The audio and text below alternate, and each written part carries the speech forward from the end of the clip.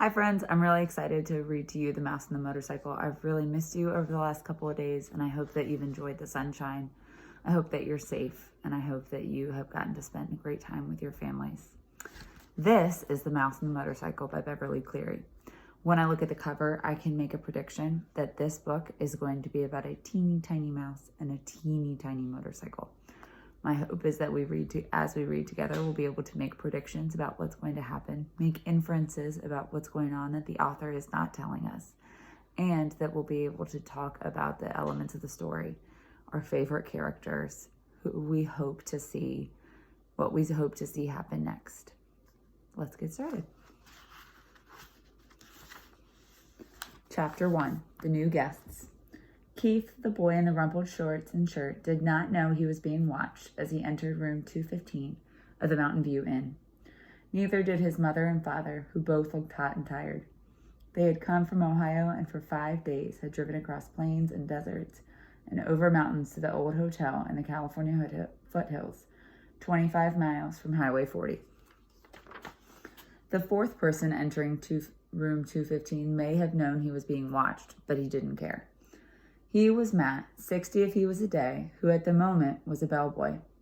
Matt also replaced worn-out light bulbs, renewed washers and leaky faucets, carried trays for people who telephoned room service to order food sent to their rooms, and sometimes prevented children from hitting one another with croquet mallets on the lawn behind school. Croquet mallets are like field hockey sticks. Now, Matt's right shoulder sagged with the weight of one of the bags he was carrying. "Here you are, Mr. Gridley, rooms 215 and room 216, he said, setting the smaller of the bags on a luggage rack at the foot of the double bed before he opened a door into the next room. "I expect you and Mrs. Gridley will want room 216. It's a corner room with twin beds and a private bath." He carried the heavy bag into the next room, where he could be heard opening windows. Outside, a chipmunk chattered in a pine tree, and a chickadee whistled "vee-vee-vee." The boy's mother looked critically around 215 and whispered, "I think we should drive back to the main highway. There must be a motel with a vacancy sign someplace. We didn't look long enough." "Not another mile," answered the father. "I'm not driving another mile on California Highway on a holiday weekend. Did you see the way that truck almost forced us off the road?" "Dad, did you see those two fellows on motorcycles?" began the boy and stopped, realizing he should not interrupt an argument. "But this place is so old," protested the boy's mother. "We have only 3 weeks for our whole trip. We had planned to spend the 4th of July weekend in San Francisco, and we wanted to show Keith as much of the United States as we could." "San Francisco will have to wait, and this is a part of the United States. Besides, this used to be a very fashionable hotel," said Mr. Gridley. "People used to come from miles around."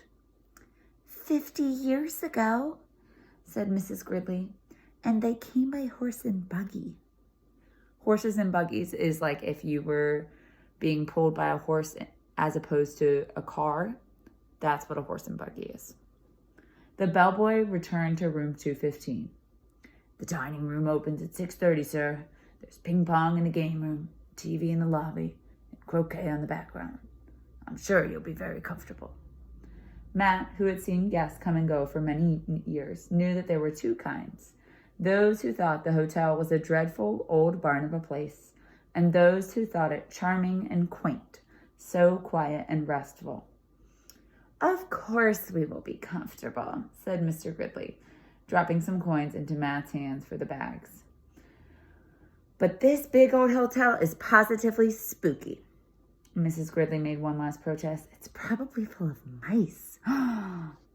That's making me make a prediction. The prediction it's making me make is that this mouse from the cover is probably in the hotel, because I'm thinking about the cover of the book as I'm reading the book.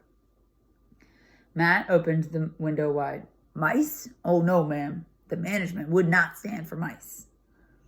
"I wouldn't mind a few mice," the boy said as he looked around the room at the high ceiling, the knotty pine walls, the carpet so threadbare that many of its roses had almost entirely faded, The one chair with the antimacassar on the back, the wash bin and towel racks in the corner of the room. I like it here, he announced. A whole room to myself. Usually I just get a cot in the corner of a motel room. His mother smiled, relenting. Then she turned to Matt. I'm sorry. It's just that it was so hot crossing Nevada, and we are not used to mountain driving. Back on the highway, the traffic was bumper to bumper. I'm sure we shall be very comfortable. I'm happy she apologized because I did not think her behavior in the first couple pages was showing grace to the bellboy. After Matt had gone, closing the door behind him, Mr. Gridley said, I need a rest before dinner. 400 miles of driving in that mountain traffic, it was too much. And if we are going to stay in for the weekend, I had better unpack, said Mrs. Gridley. At least I'll have a chance to do some drip drying. Alone in room 215 and unaware that he was being watched, the boy began to explore. He got down on his hands and knees and looked under the bed. He leaned out the open window as far as he could and greedily inhaled deep breaths of pine-scented air. He turned off the hot and cold water on and off in the wash basin and slipped one of the small bars of paper-wrapped soap into his pocket. Under the window, he discovered a knothole in the pine wall down by the floor. Squatting, and he poked his finger inside the hole. When he felt nothing inside, he lost interest. Next, Keith opened his suitcase and took out an apple and several small cars, a sedan, a sports car, and an ambulance about 6 inches long, and a red motorcycle about half of the length of the cars. Okay, so let's think for a minute. The cars are 6 inches long. I know that 3 and 3 make 6, meaning that those are 2 equal halves. So the motorcycle is about 3 inches long, which if you take your thumb, it will be about 3 of those. So you go 1, 2, 3. So the motorcycle's not that big. He ate the apple noisily in big chomping bites and then laid the core on the bedside table between the lamp and the telephone. Keith began to play, running his cars up and down the bedspread, pretending that the stripes were highways and making noises with his mouth. Vroom, vroom for the sports car. Wee, wee, wee for the ambulance, and for the motorcycle, up and down for the stripes. Once Keith stopped suddenly and looked around to see the room if he expected to see someone or something. But when he saw nothing, he returned to his cars. Vroom, vroom, bang, crash. The sports car hit the sedan and rolled off the highway stripe. The motorcycle came roaring to the scene of the crash. Keith, his mother called from the next room. Time to get washed for dinner. Okay. Keith parked his car in a straight line on the bedside table beside the telephone, where they looked like a row of real cars, only much smaller. The first thing Mrs. Gridley noticed when she and Mr. Gridley came into the room was the apple core on the table. Oh, Keith needs to care for his community. Keith needs to clean up. She dropped it with a thunk into the metal wastebasket beside the table as she gave several quick sniffs of the air and said, looking perplexed, I don't care what the bellboy said. I'm sure this hotel has mice. I hope so, muttered Keith. And that's the end of chapter 1. Tomorrow we'll read chapter 2. I look forward to hearing from you and how you're doing. Please write to me about anything that you're doing and anything you want to tell me about. I really miss you guys and I love you so much. Parents, thank you. Thanks for letting your kids watch this. See ya.